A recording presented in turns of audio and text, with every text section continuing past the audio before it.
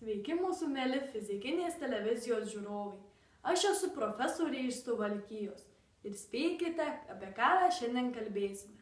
Apie fiziką. Storiukas, burna išsausėjo. Spėju, tai fizikinis reiškinys.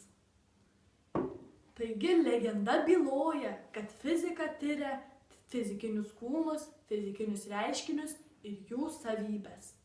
Saugokite šias žinias, vaikai. Man mama tai pasakė, kai buvau jūsų amžiaus. Ir aš šias žinias stengiuosi perduoti jums. Taigi, mūsų profesorės Gertos arbatos receptas yra pilnas puodelis vandens, keli rašalo lašai ir pusė buteliuko tušo.